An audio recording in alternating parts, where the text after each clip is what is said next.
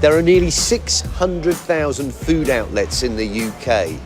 Pubs, restaurants, takeaways, and they all have to be inspected to make sure that the food we eat is safe. Yes, there's an army of men and women up and down the country on the front line whose job it is to protect us, the hungry public, from dangerous dinners. Who are these people? They're the food inspectors. Over the next few weeks, we'll be out on the road with the food inspectors. You need to get your act together. We'll discover the restaurants where no one seems to have a Danny LaRue. You can't have a rabbit where you're preparing food. You need to take the rabbit out now. Take the rabbit out now. And we discover the visitors that no restaurant ever wants to meet. You have so many live cockroaches here in the preparation area. What are you playing at? I'll be revealing the truth about the hidden world of food crime that puts you in danger. I mean, what he's describing there is smuggling. It's a time bomb waiting to go off. And I'll be finding out how some of our biggest food manufacturers keep us safe. This doesn't look like a kitchen, this looks like a science lab.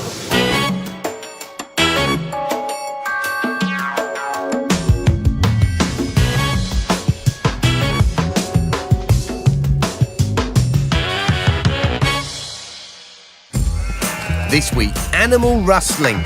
Inspectors try to track down the stolen meat heading towards your plate. This probably would indicate some kind of illegal slaughter. Enough bones for 60 pigs. Claire and Mary are on the hunt in North London, and they make a grisly discovery. Is that just leaves? I'm not sure. It doesn't look very healthy, whatever it is. Andreas discovers a butcher's where it may be time for the ultimate sanction.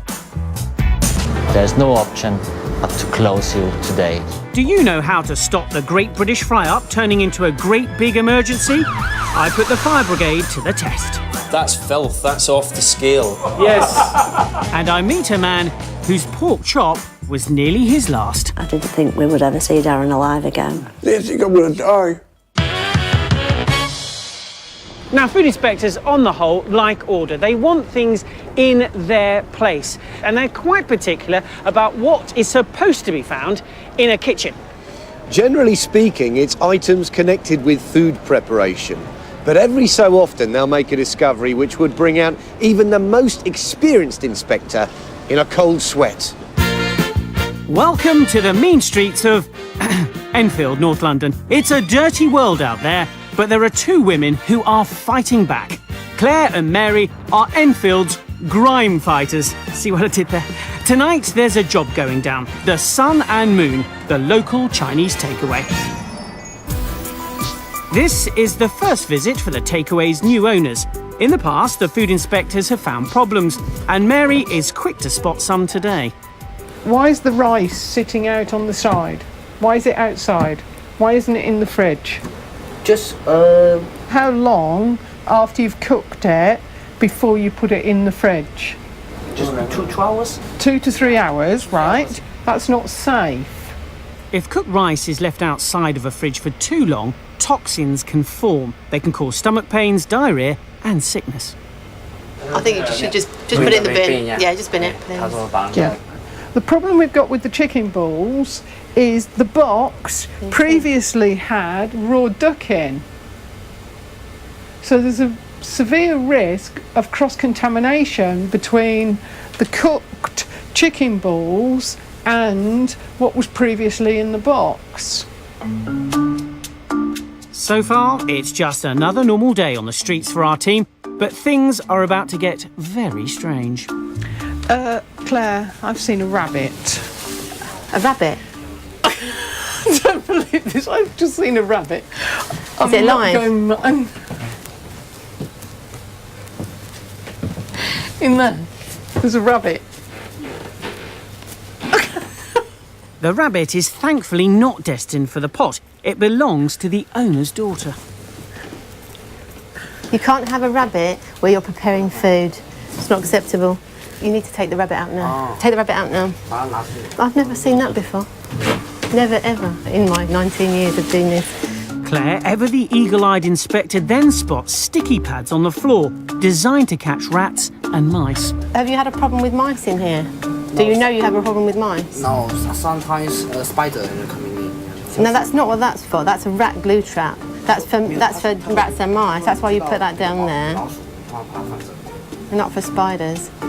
Claire has heard every excuse before and she decides it's time for a closer look.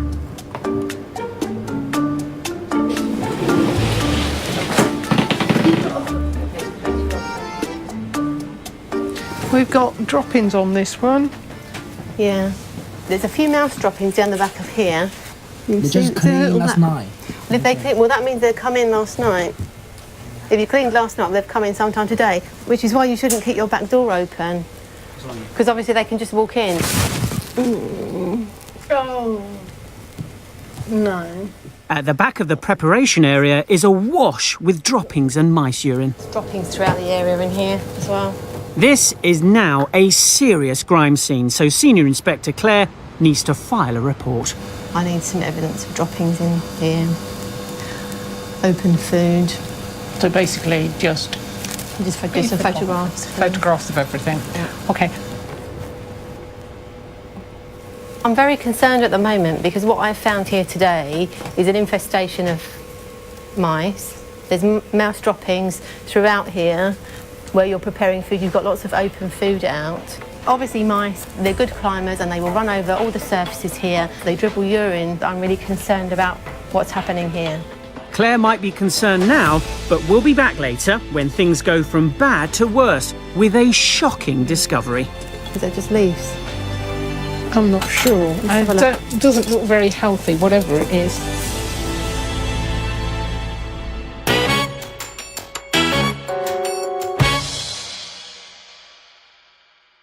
Food inspectors generally investigate shops and restaurants who prepare or cook food, but they can also find themselves at the sharper end of the food chain. Food business is big business and it can attract people who cut corners. Every week I'll be investigating a food crime that is not only an illegal act, but which can put you and your family and anyone who eats these foods at serious risk of illness. We have some of the strictest laws in the world controlling the movement of livestock and meat. Every joint, chop, even pack of mince that we buy is traceable back to its farm.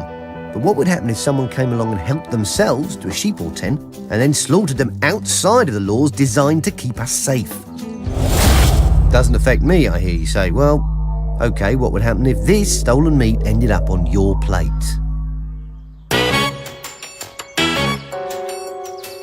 The price of meat, like most foods, is on the up. But that doesn't just mean a little bit less pork on your chop. It's also resulting in a countryside crime wave that might sound like something out of the 18th century, but which is bang up to date. In 21st century Britain, animal rustling is booming. Pigs, sheep, even cows are being stolen, loaded into lorries and driven away. And if this ends up in the food chain, any of us could be eating illegal, unsafe, stolen meat without even knowing it. But our food inspectors are on the trail. And like all good crime thrillers, this one begins with the discovery of bones. Good morning, Trading Standards. This is Dorset's Trading Standards Office. Karen Wood is a senior officer. It's her job to make sure businesses in the county operate within the law. What's the actual location of these? Yeah, I know the area, yes. A member of the public has made a grisly discovery. Some bones in bags have been found in a field down in Shatwick. A phone call has led Karen to a field just off the main road. You can actually see some black plastic up here, just in this. Stinging nettles. What Karen's found is the secret hiding place of leftovers from an illegal animal slaughter. And I've just pulled out these bones and counted enough bones for 6 pigs. And that's just in one bag. There are 10 bags here.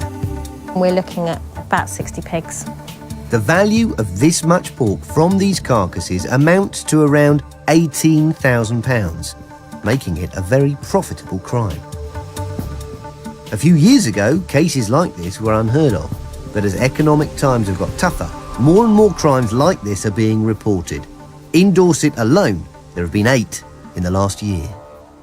We're not talking about just, the odd animals stolen, we're talking about, you know, fairly industrial scale that's taking Yes, place. there's a large number of animals to be found, just, yeah. From what you're saying, there's too much here for personal use, for somebody to be feeding their family. Supermarkets and butchers, they're too legit, they're too wise, and that really only leaves the restaurant trade. Yeah, supermarkets are obviously very well regulated, how they get rid of their waste, and the abattoirs, the butchers obviously are well regulated by environmental health, how much waste is coming out. So we're thinking unmarked van round the back of the restaurant. That's where this deal's taking place. We think that's a possibility, yes. And this is a crime that's working its way across the country. I've come to Cumbria, where a few months ago, sheep farmer Andrew Balmer was one of its latest victims. So on that day then, how many did you discover? How many lambs, how many ewes had gone missing? We rounded everything up into our sheep pennets down at the lower end. We counted every lamb and every ewe, and we were 18 ewes missing and 38 lambs. That's quite a lot of sheep to Well, leave it's a in very one go. large trailer load. And whoever's stealing this livestock is not only putting Andrew's livelihood in danger, they're also threatening our health. The sheep that come out of here, what's wrong with them making it to our plate, if that's our primary concern? Well, they've no idea as to when these lambs have been last dosed, and if they are going into the consumer, you know, it's wrong. So when you're giving the lamb medicine of some sort, Yeah. there's a period during which you wouldn't be able to sell that. No. If they're stolen from the fields, then nobody knows whether they've still got that chemical in their bloodstream. That's definitely correct, yeah. Nobody would know that. So eating stolen lamb means you could be ingesting drugs designed to kill ticks, liver fluke and other kinds of animal nasties. These animal medicines hang around in the sheep system for weeks and they're not fit for human consumption. The question is, who's behind this crime wave? Is it towny criminals trying to make a quick buck, or someone from the countryside with experience of handling livestock? I mean, I'm just wondering, if I came into this field looking to take one of these sheep away with me, is it an easy thing to do? No, it's not a really easy thing to do. You could have a go. It's a totally unscientific experiment. I'm going to pit my urban wits against those of a grey-faced mule sheep. It's towny versus animal.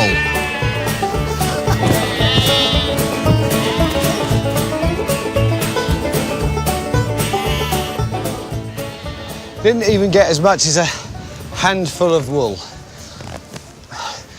They may be stupid sheep, but they're not idiots. They're quicker than me.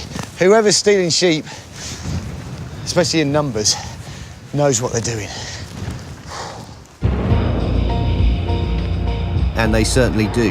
The police have got another call from a farmer some 50 miles away, reporting a very similar theft. Anne and husband Alan, who's been in and out of hospital recently, have discovered 36 of their prized cattle are missing. And it's not the first time it's happened, unfortunately. I think it's either the third or the fourth it's happened. It's a nightmare. Money's tight, and it's easy game to go and get them out of a field. Because if anybody drew up with a trailer, who would query it? And what effect could this have on your livelihood and the future for this farm? Well, money will be very tight. The overdraft will go bigger. How much are we talking about? You're talking an average of £400 an animal. So it's well over £10,000. Well, it will be, yeah. Anne knows that anyone stealing this number of cattle must be highly organised. They have got to have an outlet for them. They need a passport to sell them on. They can't do it otherwise. Every cow in Britain has paperwork. It's called a passport. And each time they're bought or sold, the passport goes with the animal. Without this, no official abattoir or butcher will touch them. How do you feel then that somebody can see when your husband's ill, is the way it appears, and is waiting for those moments to then steal your cattle? If I'd have heard them, I would have shot them. It's almost as though over the last few years somebody's worked out that there are wallets on legs roaming around the countryside that can be taken with a bit of effort and turned into cash. Where they go after that is less clear. Their route to your plate does mean, though, that they're not always entirely going to be safe. and it also means that the whole process is guaranteeing misery for farmers like Anne. Coming up, I visit a legal abattoir to find out what they do there to keep carnivores like me safe.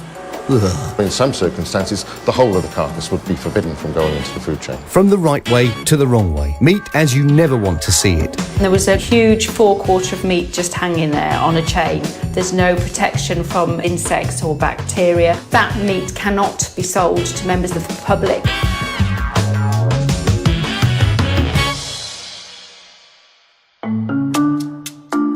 Back in Enfield, Claire and Mary are at the Sun and Moon restaurant.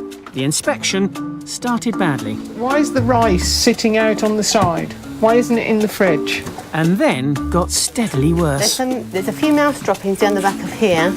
They just come in last night. Did they clean? Well, that means they come in last night. And then it turned downright bizarre. I don't believe this. I've just seen a rabbit. But before Mary and Claire finish, there's a storage shed outside they still have to inspect.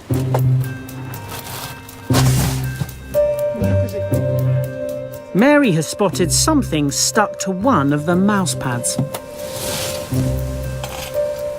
What's that on there? Is that just leaves? I'm not sure. It doesn't look very healthy, whatever it is. Oh, let's have a quick look. Right.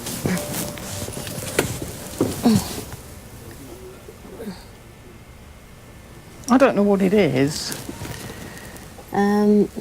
From the droppings, it looks like the mouse. There's feet here. Oh, right, okay. The discovery of the decaying rodent, along with all the other problems, leaves Claire with only one option. I feel that there is an imminent risk to health here because you haven't got proper cleaning equipment, you haven't got proper cleaning chemicals here, and because of the knowledge that I've seen and the active infestation of mice here, I'm not happy with you to carry on trading, and I will ask you to close. So if you could just turn the lights off, put the sign to closed, but don't take any more orders. Claire and Mary have given the owners a list of jobs that must be completed before the restaurant can reopen. Until then, it must remain closed. It could put them out of business. That's something that we do know. And also, you know, the lady tonight, she's saying that if we close her for a long period of time, if she's got 3 children, it affects her livelihood. So, you know, it's with mixed feelings that we do this, but at the same time, you know, we have to look at the bigger picture, which is public health risk. It's the end of a long night for Claire and Mary. They plan to return to the takeaway later in the week to assess progress on the work they've asked to be done.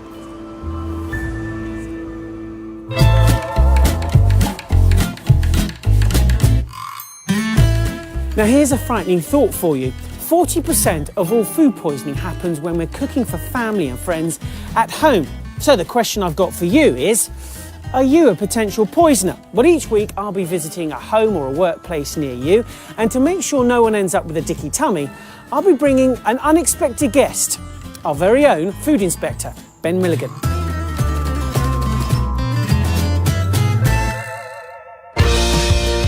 Today, it's the Great British Fry-Up. Every year we eat nearly 3 billion sausages, 7 billion rashers of bacon and 11 billion eggs.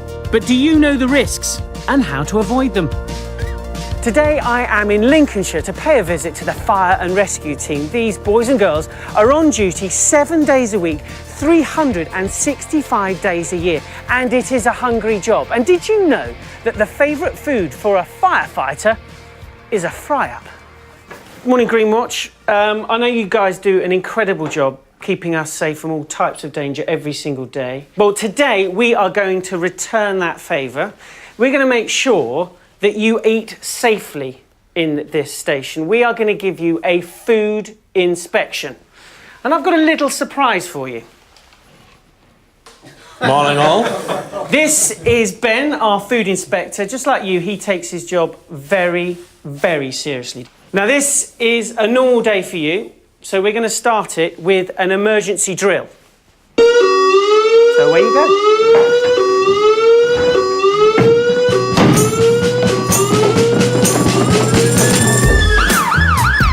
While Greenwatch carry out exercises, firefighter Dave is going to rustle up their favourite breakfast, the full English.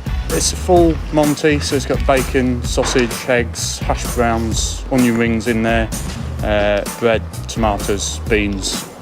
Yeah, the works. Lovely. Even though Dave's been Greenwatch's cook for the past 7 years, a fried breakfast has plenty of food safety pitfalls lurking inside every sausage and egg. Which is why Ben and I are here with our top tips to keep the breakfast bacteria at bay. First up, chef hygiene. If you've handled raw meat, you should then wash your hands. You shouldn't go all around the kitchen touching all other things. Remove all traces of soil from any raw foods. What should I be fearing as I'm making mushrooms? You should be fearing soil-borne bacteria. So the best thing to do is cut that piece off and then give them a little rinse. Beware of raw egg splashes. It will be cooked to make it safe, but whilst it's raw, you've got to be careful where it's going. If you don't wash your hands properly, if you splash it about the kitchen, there is the potential that you can spread contamination around. These eggs are inoculated against salmonella. There's still risks with Campylobacter. Even sealed tins can be a source of contamination. You never know where the can's been stored. It could have been in a cash and carry with mice or anything, and there could be mouse urine over the top of the can. So you wouldn't, would you wash a can before you opened it? I would wash the top of a can before I opened it, yeah. Have you ever done that? No, never done that. No, nor have I. And raw sausages are a major cause of food poisoning, so make sure they're cooked through. Let's have a look. Looking for, in the middle, above 70 degrees, which is... they're cooked. So there you go, experienced chef. He knows, he knows. I know. Food poisoning doesn't just come from our food. Our kitchens can harbour all sorts of hidden bugs, and Ben knows just how to find them. Right, who is without tomatoes? Probably. So, while Greenwatch tuck in, Ben gets stuck in. Will our firefighters be quite so pleased with his results? You had a good look round, didn't you? I did. What did you think? It's tidy, but it's filthy. When you say filthy, how filthy? Because you've got special gadgets, haven't you? I do. I've got a little special gadget here which shows you how much organic matter's on your surfaces, on handles, that sort of thing. So what that means is how much plant, animal or bacterial matter is on there. Dirtiest part of the kitchen? Dirtiest part of the kitchen, by a small margin, is over here. Get back, get back. So this is the area, you can see there's little spots and stains. This is where all the tea's made. Yeah. What I would expect from a surface is between 500 to 1,000. That's the reading? Yeah. So that's 1,000, above 1,000 would be a fail. So right. Any ideas what you got? 1,001. 1,001. 1,001? 1,000. How many? 13,000. That's filth, that's off the scale. Now, this might be high, but the truth is, Ben finds these levels in most of our inspections. We all find it hard to clean up the nasties we can't see. And in this kitchen, like so many, there's an obvious culprit. This is sort of a perfect breeding ground for bacteria. Yeah, exactly. It's moist, it's nice and warm in here. They'll just be breeding like crazy in there. If you've got blue kitchen wipes there, just wipe off, throw it in the bin. Any bacteria goes in the bin. The boys from Greenwatch told us they are really hot, of course, on fire safety in the kitchen. Now, after our visit, they say they will take food safety just as seriously. So remember, even your favourite meal can contain hidden dangers. And in your kitchen, if you can't see dirt, that doesn't mean bacteria isn't there. The best advice is to clean and then sanitise work surfaces. A damp dishcloth can spread more bacteria than it cleans. Use disposable paper towels.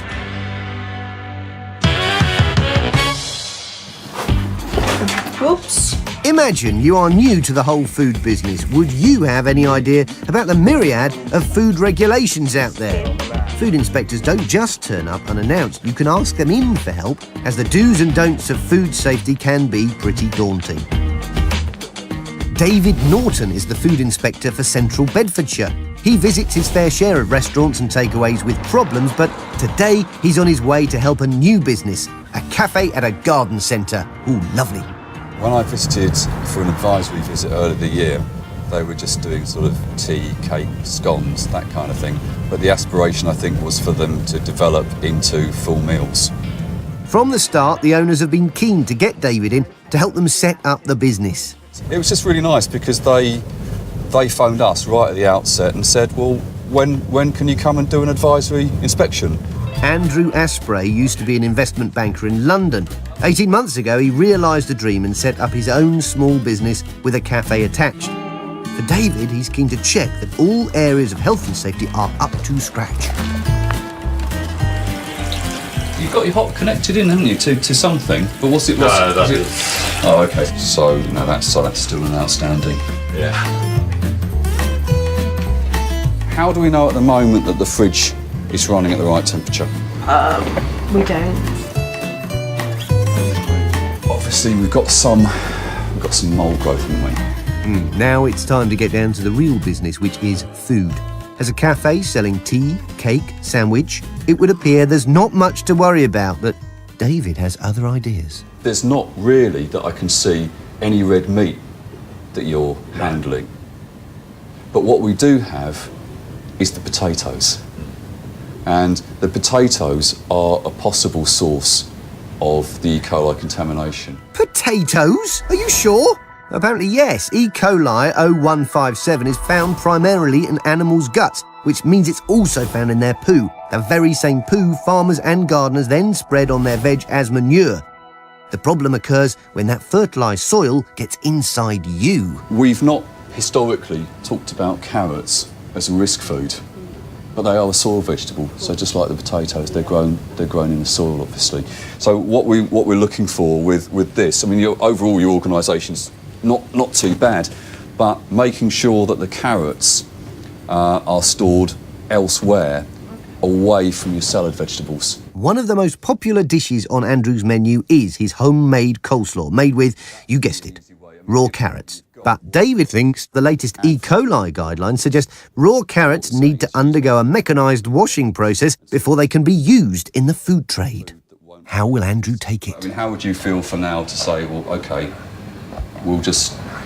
Live without coleslaw, that's fine. Yeah. And that's a question I think that's ridiculous. Coleslaw is absolutely a totally healthy meal.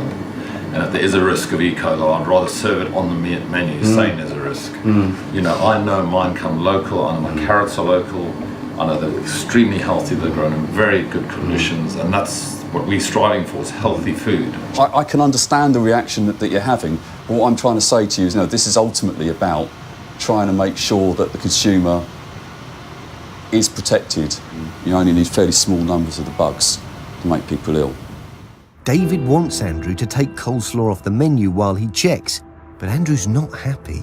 For me, if I'm running a very clean establishment, we are using local food, we are producing healthy. If it got to the point where the general rules were completely so outlandish that it didn't make sense for us to open, then there's no point in being open. There almost seems to be we've lost the sense of common sense. But for David, it's all about going by the book, quite literally. Leafy and root vegetables that have not been supplied as ready to eat will not have been subject to controlled washing procedures and should be classed as a potential hazard in terms of cross-contamination of E. coli 0157, particularly if soil or manure is visible. That is outrageous as far as I'm concerned. I cannot personally see the risk of that. David's agreed to talk to the Food Standards Agency, but that's cold comfort for Andrew. The risk of E. coli is absolutely minuscule. I mean, for me, sufficient would be bring them in here, wash them, chuck them in the fridge. You got these people making decisions in suits and ties in an office, and they are telling me what I can do in my nursery. That's what drives me nuts.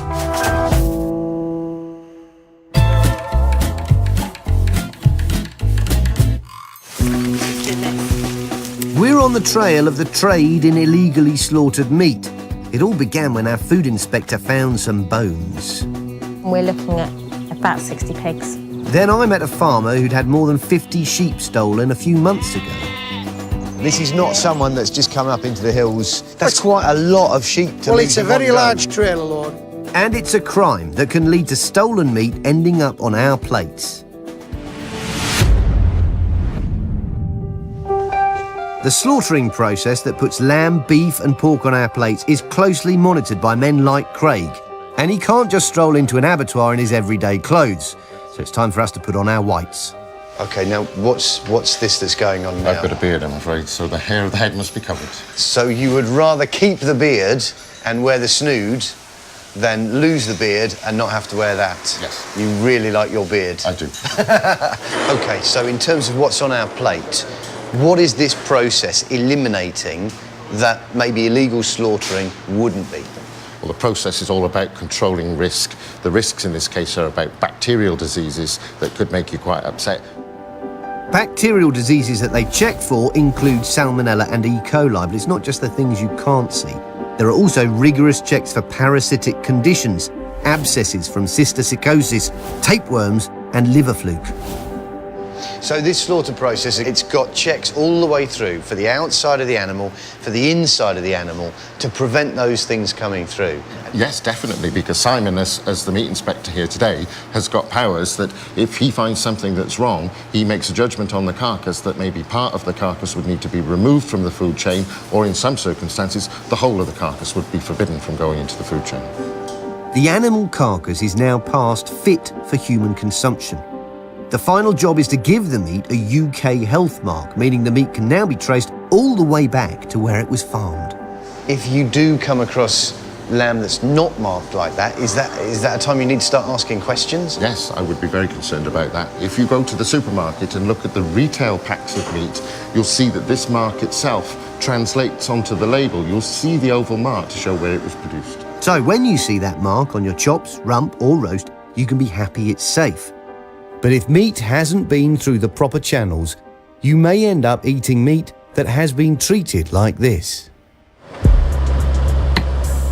In 2010, Trading Standards Officer Samantha Diamond was called to this farm in Northampton. We went into this initial barn at the front and there was a huge forequarter of meat just hanging there on a chain. No coverings, so there's no temperature control of how the meat's kept. There's no protection from environmental factors such as insects or bacteria. There's waste product here from the slaughter of animals, and that should be disposed of in a proper way so that other animals can't access it. In that storage area, there was meat from an animal that had been killed on farm, so that had not been through any inspections, so that meat cannot be sold to members of the public. So the meat on the butcher's blocks and in the cardboard boxes, it's all exposed, you know, and if you're moving something from one part of the store to the other, if it's dripping blood, it's going to drip over the meat that's on the floor, so it's just not hygienic. In this case, the farmer was home slaughtering cattle for personal consumption, which is legal. However, he was convicted for food safety and hygiene offences. But once animals are stolen, there's no saying how they're treated or disposed of. Animal rustling is a crime blighting the lives of farmers across Britain, and the damage it does to us doesn't end there. Stolen livestock don't go through any of the necessary checks to ensure that the food is clean, safe and free from disease. So final message, to make sure your meat is safe, look for the stamp.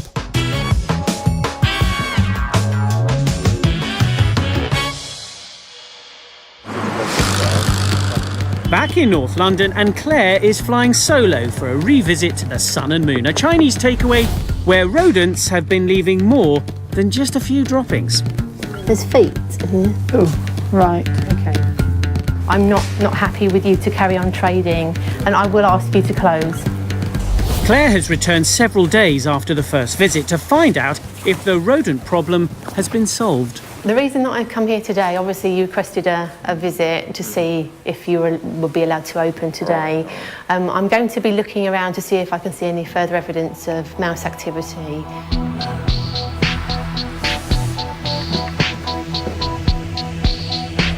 You worked hard, well done. That's really good. So far, so good. But what about that shed where the takeaway ingredients are stored? There's a few bits of dirt, but there's no droppings. I can't see any more droppings here. But is there a way back in for the furry pests? I think for the time being, while it's still open like this, don't keep the food in here until you get that covered, if you can move that inside. The shed may be open, but it's clean. But are there any signs of the mice inside the kitchen? The shop owners believe they've had all the gaps where the mice may have entered before now sealed. If you can get a pen in, if you can get a pen underneath, then you can get them out in. Yeah, they will actually push their body down to get under. But have they? Okay, there's one dropping there, but it may be that it might have been on equipment before. Or will a single mouse dropping keep the shop closed? Or is Claire happy? you just need to make sure that if there is activity here with mice, if there is a stray one in here or one or two still in here, that everything is protected, and also that you sanitise down just before any food preparation happens. The Sun and Moon's owners wait nervously to learn their fate.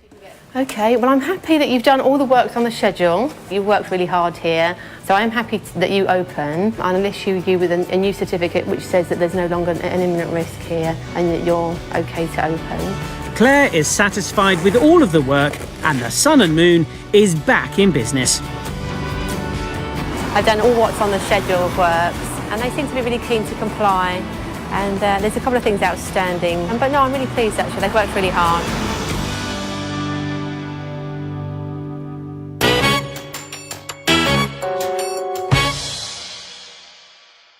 Anyway, that was a great result for the Cagney and Lacey of food inspectors. They won't remember Cagney and Lacey. They will. Lacey, the really sexy blonde one. I'm surprised you're still here. You should be finding out about the man who nearly died because he ate an undercooked pork chop. Oh, yeah, I better go. See you in a minute.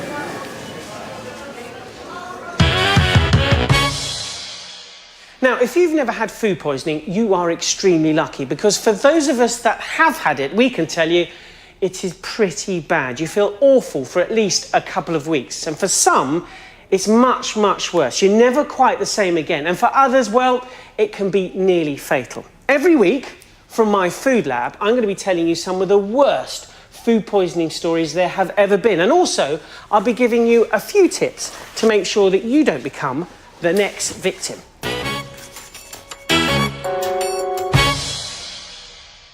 This is the story of Darren Ashall from Chorley in Lancashire. Big, strong, strapping lad, bit of a bodybuilder, in construction work, and that's how he spent his life, travelling around the UK in a caravan, living, cooking on site. And he made one mistake, one night, and it nearly cost him his life. Every Monday, I'd go to a supermarket and buy myself a big steak and 2 great pork chops. This particular pork chop, you could tell it wasn't quite cooked, and I swallowed a bit. How much? Just a mouthful. Darren says he cooked his piece of meat for about 5 minutes. There's a slice it open. As you can see, the meat is still red. Now that means it isn't cooked well enough. The bacteria inside is still alive. Well, 3 weeks after eating that one mouthful of undercooked pork, things took a terrible turn for the worse. Woke up with the strangest headache I've ever had, and a tingling in the corner of my face there, like a pins and needles, if you will, but it was really localised. Within 48 hours, Darren was in intensive care, fighting for his life. I never thought that Darren had gone from being at work a couple of days earlier to the state that he was in there, and then it just went drastically downhill. Drastically so quick. I had tubes in my hands, tubes up my nose, tubes to my throat. But the only time I realised that I thought I was going to die was when my family was in my bed and they all started to leave crying. We was told that they was taking him down for some scan, so we all said our goodbyes to him as they were wheeling him off, and that were it for me. I thought that would be it. I didn't think we would ever see Darren alive again. Darren believes he contracted listeriosis from listeria in his undercooked piece of pork. Now, listeria in uncooked pork is rare, but not unheard of, because listeria is widespread in the environment. in the soil, in sewage, and in the faeces of animals. It wasn't just the listeria, it was what listeria caused happened, so it went beyond listeria. You know, listeria was the pinpoint of it, but listeria brought, it was like a domino effect, it brought everything else on it with it as well. Darren's nervous system was under attack. Listeria in food passes through the stomach to the intestine, where the bacteria invade your own cells. And it's clever. It tricks the immune system into thinking it's harmless by hiding inside our body. And then it multiplies and infects other parts. And in Darren's case, doctors believe the bacteria invaded his nervous system, leading to meningitis. The doctor said I could possibly lose a limb through the meningitis alone. And listeria had a high kill rate. And to pull through them both was quite, spectacular. After 5 months of aggressive antibiotics, Darren began to improve, but the doctors still didn't know what had caused his illness. A doctor of poison went through this list of things. I said, no, I don't eat that. Have you had any undercooked pork? And as soon as he said that, I went, that's it. It was like a light bulb. My goodness, so from undercooking a pork chop, yes, you go within a month of being a bodybuilder to being at death's door. Yes, literally. Listeria can occasionally be found in raw meat, but it's most commonly found in chilled, ready-to-eat foods, including pre-packed sandwiches, pâté, butter, soft cheeses, and cooked sliced meats. And the best ways to prevent listeria infection is to always wash your hands before and after handling raw food. Don't eat food that has passed its use-by date. Always follow storage instructions and make sure your fridge is below 5 degrees centigrade. The only advice I could give people is to make sure you cook it properly. Overcook it, just don't undercook it, because it could cost you your life. Coming up later, I'll visit a sandwich factory to see how they keep their products listeria-free. This doesn't look like a kitchen, this looks like a science lab. Brent, North London. Home to more than 300,000 people and also to some 2,500 food outlets, every one of which needs to be inspected. Brent Council's food inspector Andreas Kirchner is heading off to inspect a fishmonger and butcher who he's inspected before. The first thing he needs to do is see if it's got any history. By looking at the last inspection, I would expect that we find a little bit of dirt. Things don't get off to a terrific start. I got to tell you, your shop is in a bad state of repair, yeah? Okay? I mean, if you look at it, the whole thing is falling apart, literally, yeah? It's not long before Andreas finds telltale signs that this shop may have had some visitors. Your mice, they're running over the shelf, yeah? And then they're gnawing through the packaging, yeah? And eat the contents. So they have an endless supply of food in here as well, yeah? There's quite a bit of mouse droppings around this area as well. Oh, mice. Lovely, aren't they? Cute, furry. No, they're actually a serious problem in any food business. One rodent can lay up to 60 droppings every night, and they urinate frequently. If that wasn't bad enough, they can carry salmonella and also a disease that can cause viral meningitis. You have lots of gaps, yeah? If you look at the doors, there's a lot of gaps where they can come in.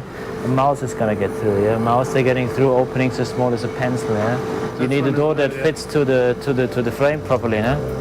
But mice aren't the only pest problem this shop has faced.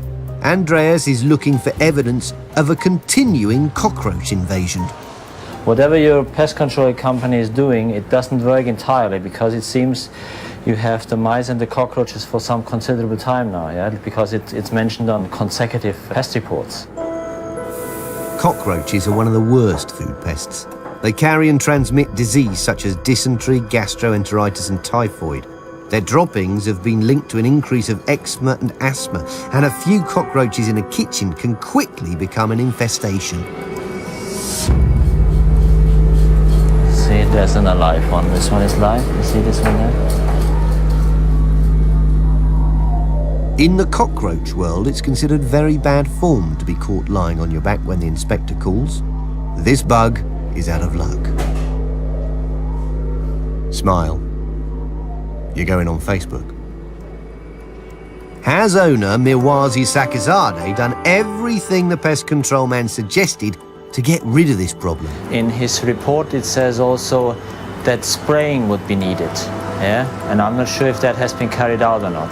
I doubt it, otherwise he wouldn't have that many cockroaches in. Andreas' suspicions seem to be confirmed by what he finds behind the fish counter.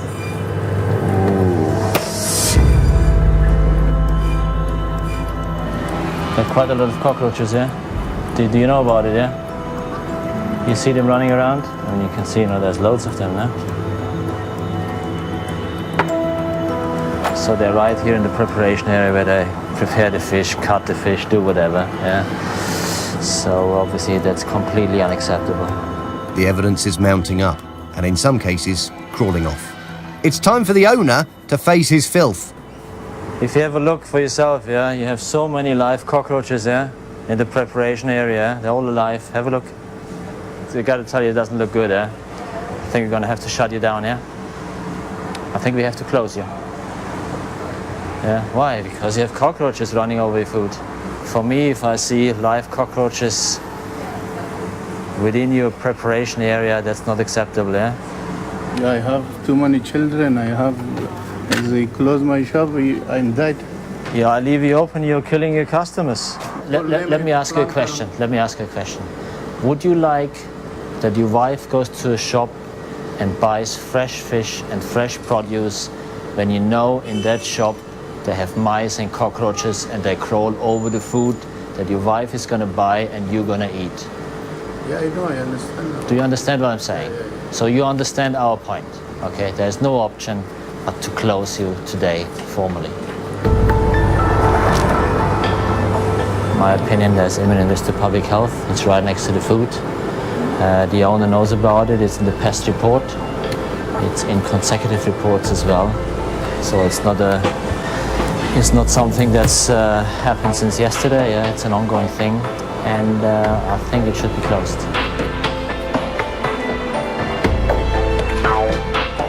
The decision's made and the premises are closed. The owner now has an opportunity to clean up his act, and Andreas will return in 2 weeks when he'll assess the improvement. But until then, the shutters are coming down.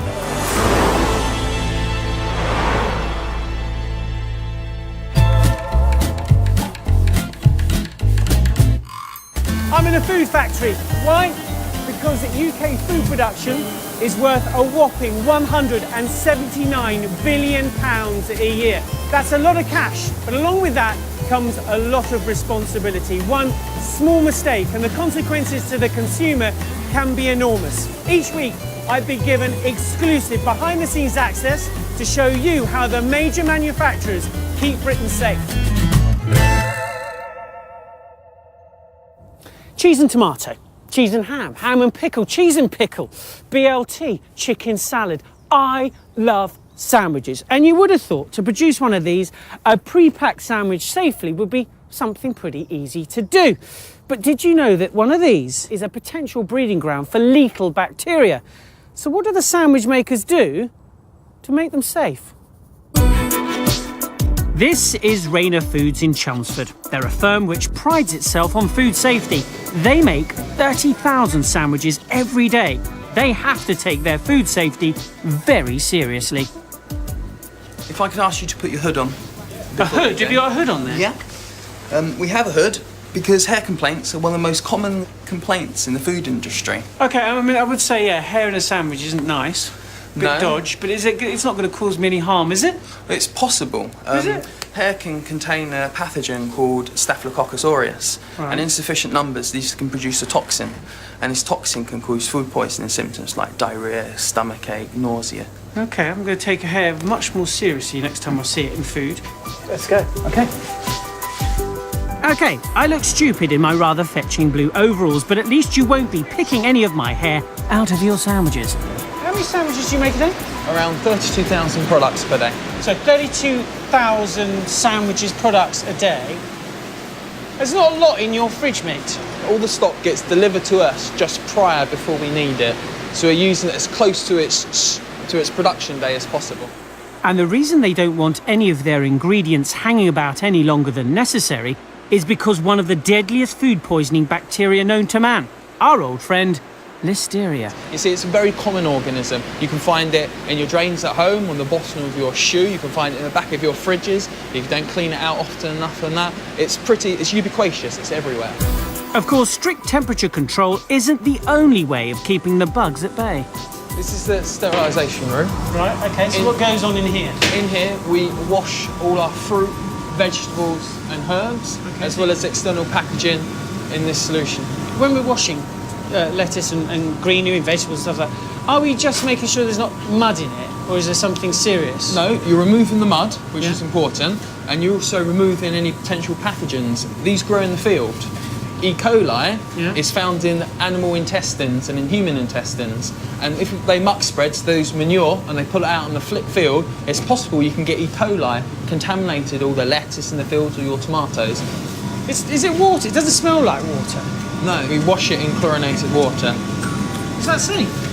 The levels that we use it at, yeah, we wash at very, very low levels. Okay, so any vegetables get jacuzzied in chlorine to kill the bacteria. Next up is the assembly line. Those of you obsessed with continuity may notice my boiler suits change colour. That's because it's extra clean in here. Wow.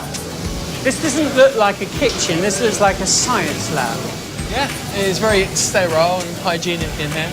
And it's a lab with just one purpose, to get a sandwich made as quickly and as hygienically as possible.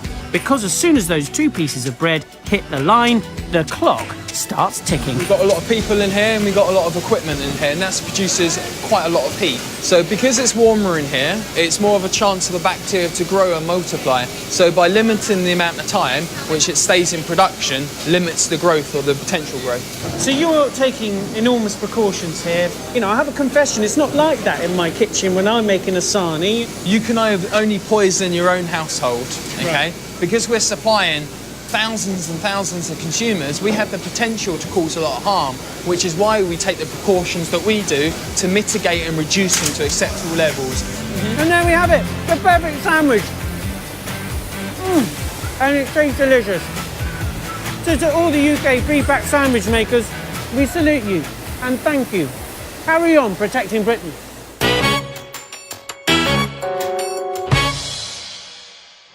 Back in Bedfordshire, and 2 weeks ago, Food Inspector David Norton visited the Mill End Nursery and Cafe. When it came to carrots, David wasn't happy with how they were being washed. Root vegetables that have not been supplied as ready to eat will not have been subject to controlled washing procedures. The risk of E. coli is absolutely minuscule. You know, you got these people making decisions in suits and ties in an office, and they are telling me what I can do in my nursery. That's what drives me nuts. Andrew's coleslaw was off the menu. It was deemed too dangerous to serve. But he wasn't going to take it lying down, and he took his campaign to the local papers. But now David's had time to get some guidance from the Food Standards Agency over the complicated issue of carrot cleansing. What they came back to me with was the advice that what controlled washing means in practice is rinsing in cold water in a colander and moving the item to ensure that all dirt is removed. So that's carrot washing then, pretty straightforward, and that is great news for Andrew. So the new guidelines are on. I'm really pleased to say we can have coleslaw back on the menu. We are now doing the carrots in the way that that we've been told, and I can use my fresh carrots from Grove Farm. I would have imagined this sort of thing would have taken 6 months, but you know, they'd have to battle their way out of miles and miles of paper. But I think, you know, whoever David knows then, whoever he's spoken to, I think common sense has prevailed, and I think that's what's important. Absolutely. And it's good to know that food inspectors are happy to listen and, if necessary, take advice. For Andrew, not one to miss a trick, his coleslaw's back on the menu, but now he's given it a very cheeky new name.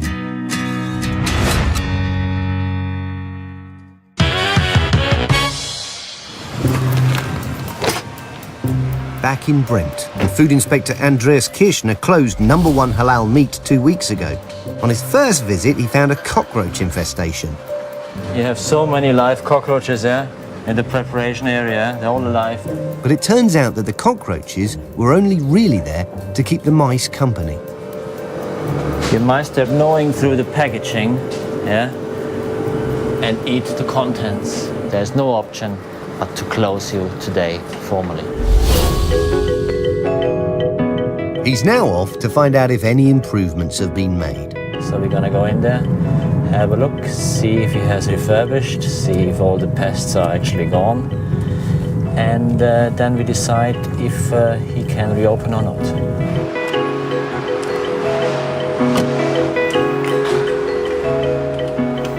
So you've done quite a bit, eh?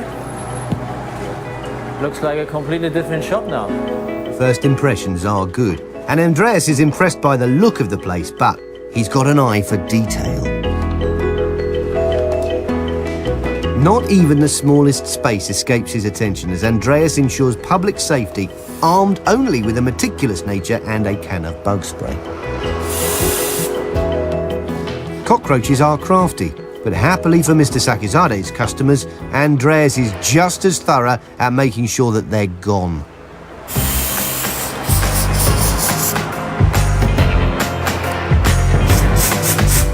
Oh, hold on. What's this? Here. Oh, has Mr. Sakizade blown it? There's just some stuff crawling around there, yeah. But one cockroach doth not an infestation make, and Andreas can deliver some good news. I mean, we found one barely live cockroach, but in our opinion, the imminent risk of injury to public health has been removed. So we're gonna give you a certificate today, then you can reopen. Please. Okay? Thank you very much. You're welcome. The hard work has paid off.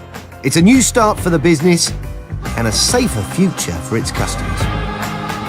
And now I'm very, very happy because now everything is okay, clear, properly, and it's open again. It's better for me.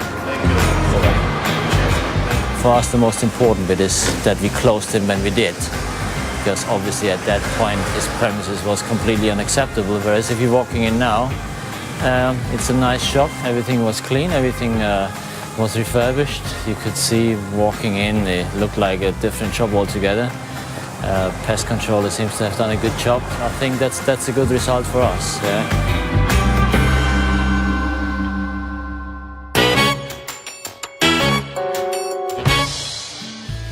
It's good to know the food inspectors are out there keeping shops and restaurants safe. But our kitchens, well, they're up to us. Well, those of you that do cook at home, hopefully we've been giving you some good advice about how to cook safely.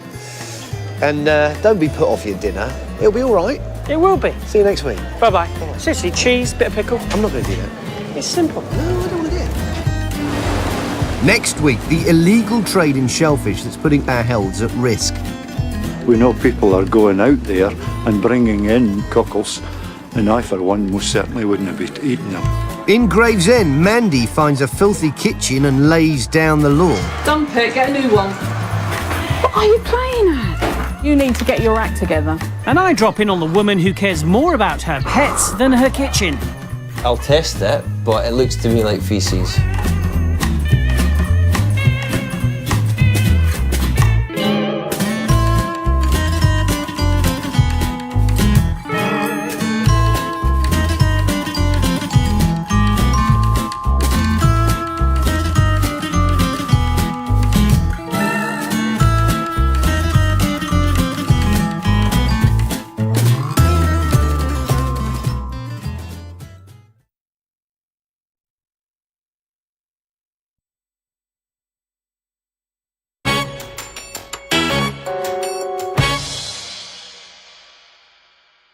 Food inspectors generally investigate shops and restaurants who prepare or cook food, but they can also find themselves at the sharper end of the food chain. Food business is big business, and it can attract people who cut corners.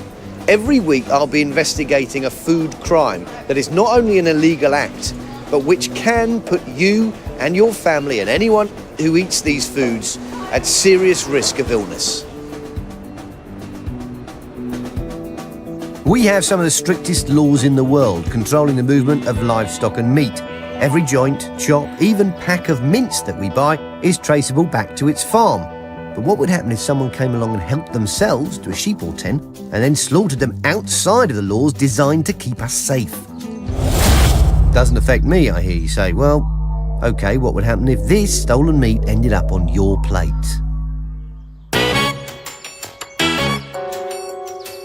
The price of meat, like most foods, is on the up.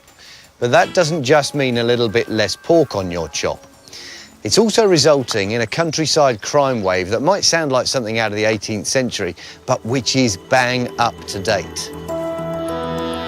In 21st century Britain, animal rustling is booming. Pigs, sheep, even cows are being stolen, loaded into lorries and driven away. And if this ends up in the food chain, any of us could be eating illegal, unsafe, stolen meat without even knowing it. But our food inspectors are on the trail. And like all good crime thrillers, this one begins with the discovery of bones. Good morning, Trading Standards. This is Dorset's Trading Standards Office. Karen Wood is a senior officer. It's her job to make sure businesses in the county operate within the law. What's the actual location of these? Yeah, I know the area, yes. A member of the public has made a grisly discovery. Some bones in bags have been found. Now, food inspectors, on the whole, like order. They want things in their place. And they're quite particular about what is supposed to be found in a kitchen. Generally speaking, it's items connected with food preparation. But every so often, they'll make a discovery which would bring out even the most experienced inspector in a cold sweat. Welcome to the mean streets of Enfield, North London. It's a dirty world out there, but there are two women who are fighting back. Claire and Mary are Enfield's grime fighters. See what I did there? Tonight, there's a job going down. The Sun and Moon, the local Chinese takeaway.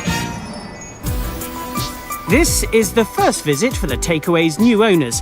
In the past, the food inspectors have found problems, and Mary is quick to spot some today.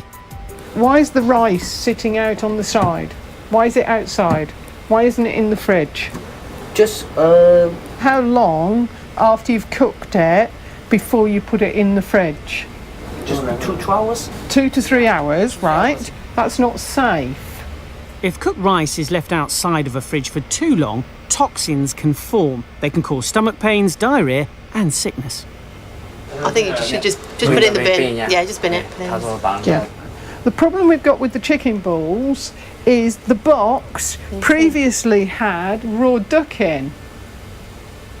So there's a severe risk of cross-contamination between the cooked chicken balls and what was previously in the box. So far, it's just another normal day on the streets for our team, but things are about to get very strange. Claire, I've seen a rabbit. A rabbit? I don't believe this. I've just seen a rabbit. Is it alive? In there, there's a rabbit. The rabbit is thankfully not destined for the pot. It belongs to the owner's daughter. In a field down in Shatwick. A phone call has led Karen to a field just off the main road. You can actually see some black plastic up here, just in this. Stinging nettles. What Karen's found is the secret hiding place of leftovers from an illegal animal slaughter. And I've just pulled out these bones and counted enough bones for 6 pigs. And that's just in one bag. There are 10 bags here. And we're looking at about 60 pigs. The value of this much pork from these carcasses amounts to around £18,000, making it a very profitable crime. A few years ago, cases like this were unheard of, but as economic times have got tougher, more and more crimes like this are being reported. In Dorset alone, there have been 8 in the last year. We're not talking about just, the odd animals stolen, we're talking about, you know, fairly industrial scale that's taking Yes, place. there's a large number of animals to be found, just, yeah. From what you're saying, there's too much here for personal use, for somebody to be feeding their family. Supermarkets and butchers, they're too legit, they're too wise, and that really only leaves the restaurant trade. Yeah, supermarkets are obviously very well regulated, how they get rid of their waste, and the abattoirs, the butchers obviously are well regulated by environmental health, how much waste is coming out. So we're thinking unmarked van round the back of the restaurant. That's where this deal's taking place. We think that's a possibility, yes. And this is a crime that's working its way across the country. I've come to Cumbria, where a few months ago, sheep farmer Andrew Balmer was one of its latest victims. So on that day then, how many did you discover? How many lambs, how many ewes had gone missing? We rounded everything up into our sheep pennets down at the lower end. We counted every lamb and every ewe. And we were 18 ewes missing and 38 lambs. That's quite a lot of sheep to lose. Well, it's a very large trailer load. And whoever's stealing this livestock is not only putting Andrew's livelihood in danger, they're also threatening our health. The sheep that come out of here. You can't have a rabbit where you're preparing food. It's not acceptable. You need to take the rabbit out now. Take the rabbit out now. I've never seen that before. Never, ever, in my 19 years of doing this. Claire, ever the eagle-eyed inspector, then spots sticky pads on the floor, designed to catch rats and mice. Have you had a problem with mice in here? Do you know you have a problem with mice? No, sometimes a spider coming in. No, that's not what that's for. That's a rat glue trap. That's for rats and mice. That's why you put that down there. And not for spiders. Claire has heard every excuse before, and she decides it's time for a closer look.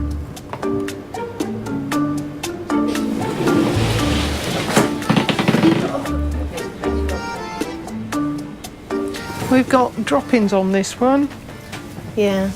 There's a few mouse droppings down the back of here. They just cleaned last night. If they clean, well, that means they've come in last night. If you cleaned last night, they've come in sometime today, which is why you shouldn't keep your back door open.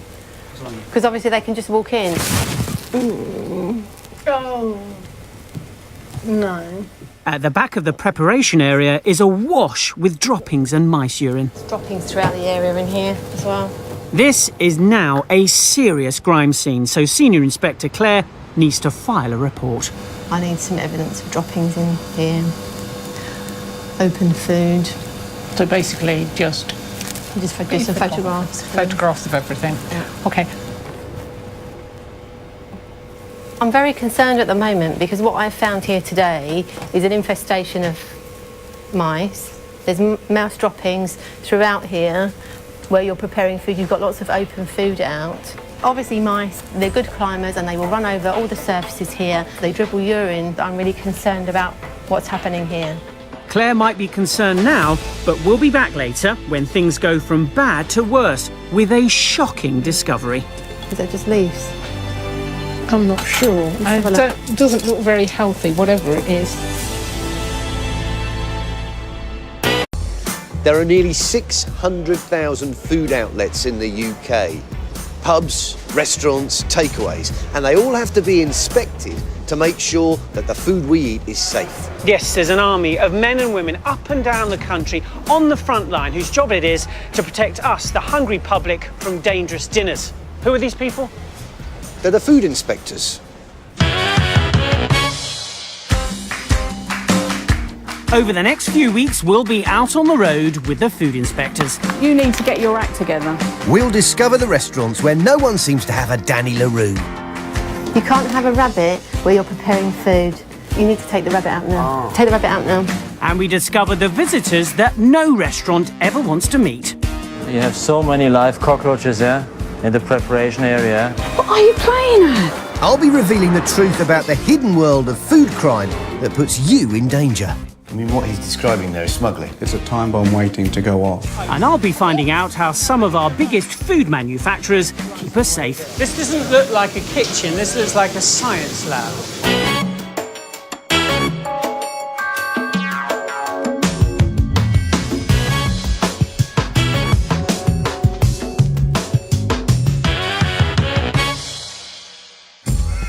This week, animal rustling. Inspectors try to track down the stolen meat heading towards your plate. This probably would indicate some kind of illegal slaughter. Enough bones for 60 pigs. Claire and Mary are on the hunt in North London, and they make a grisly discovery.